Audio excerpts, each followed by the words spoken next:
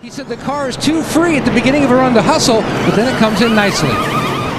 And we have a huge fire on the pit lane. It looks like it's right down around the Eric McClure We got a guy pit on area. fire too behind the wall. Oh my goodness, a scary situation on pit road here at Richmond.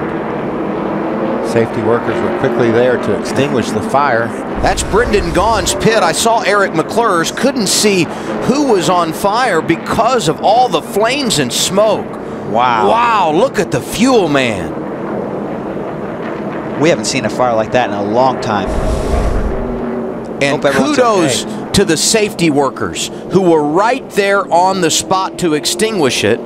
And we don't know for sure if the young man seen here was the one on fire, but it appears that everybody is okay.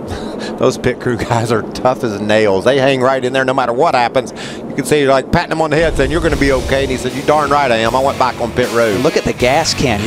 Yeah. That could have been big. We'll reset the running order when we come back to Richmond. Cleanup is underway on the pit lane here at Richmond International Raceway, working our second caution of the night. The race leaders had come down pit road, and in Brendan Gaughan's pit area, flames erupted. Anthony O'Brien, the rear tire changer, doing his job, and watch what happens.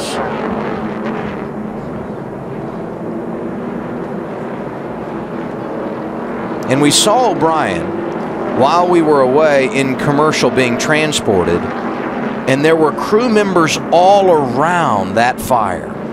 We also saw O'Brien giving everyone the thumbs up. Yeah, awake and alert. And we certainly don't know the extent of his injuries. And this could very well be the fuel man who also was in the middle of the fire. And I believe, Brad, it was O'Brien seen here that was on the other side of the pit wall that you referred to that was running away on fire. Yeah, I saw him running behind the pit box. He ran about 2 stalls down, and he was being patted down in the process. So it looks like at least 2 young men have some injuries here.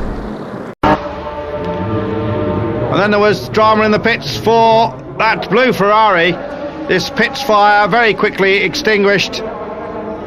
Still see some flames there. The driver out rather late. But that actually spelled the end for the Pilot Aldix team. And the end to a Le Mans that... We've got a fire down in the pit lane. That is the 68, the Scuderia Corsa GT Le Mans Ferrari. Flames erupting, the crew's working on it, looks like it's out. And it was a significant flare-up, but they quickly addressed it and got it out. Here's another look at it here. Refueling going on. Yeah, he's having a problem with the probe, and there's a lot of fuel coming out because he's not connecting cleanly, and then suddenly there's just too much fuel, gets down on the exhaust, and suddenly, as you can tell,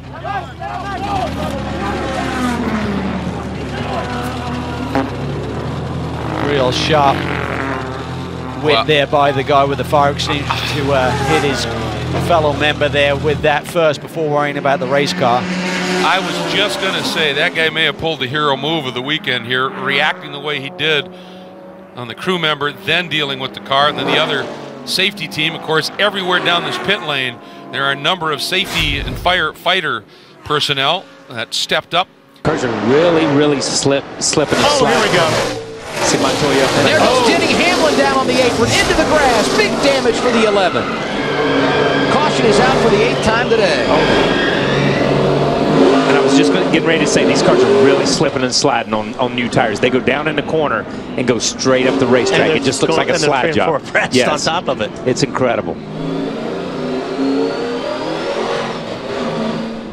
He was running in the 14th position when he got sideways off the corner. Hamlin has won the last 2 races here in June, and that thing's on fire. Yeah, he's going to probably want to get out of that pretty quick. I'd say real quick. There's a great onboard shot. Find the fireman. So you got Kyle Busch, who went to the garage area with engine troubles. He's back out and running, but more than 40 laps down. Joey Logano in the garage, and now you got Denny Hamlin climbing out with big problems to his race car. You get so much stuff hooked to your helmet and everything these days. It takes a little time. And they sprayed so much of that fire extinguisher in there, he probably couldn't breathe because it's just being sucked up into the car with. Fire on pit road, Dale Earnhardt Jr.'s pit. I think it's just a little bit of fuel. It ought to go out. Yeah, it should go out. They just got it put out on pit road, but quite a lot of flames there. That was interesting. The 21 car left with the car on fire, and the 88 left with the car on fire. I'm going to see. There you go. When he pulled that can off, man. He's coming there. 4100 right here. 4100. Then he almost gets hit this Brian Scott right there, and then it blows out. Yeah, no, I think we felt pretty confident with it. I'm curious to see what really ignited it there. Obviously something hot, that fuel spilled out. Wow. Crazy, man, crazy. There was a stop by the 19 of Carl Edwards. They had a little bit of fire.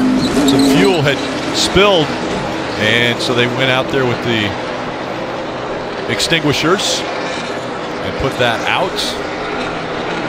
Truex Jr. All right, I'm going to come early, get those new tires, try to get an advantage, Kelly. Because he's still struggling to get the handling on the 78 car. He said he was loose getting into the corner, but then tight on load up. They're going to take more Packer out of the front of this car. Martin said he could drive it at about 98% and get a decent lap. You see it's going to be 4 fresh Goodyear tires, and you see the flames go up there as they were fueling the car. And those flames continue to burn as the 78 drives off. Mike, you saw that fire on the 78 car, Martin Truex Jr., as they were refueling, and the gas man had to back away. Well, just moments ago, Cole Pern saying we're probably not going to be full here, so if this race continues to go green, it could force their hands to pit earlier than they would have won.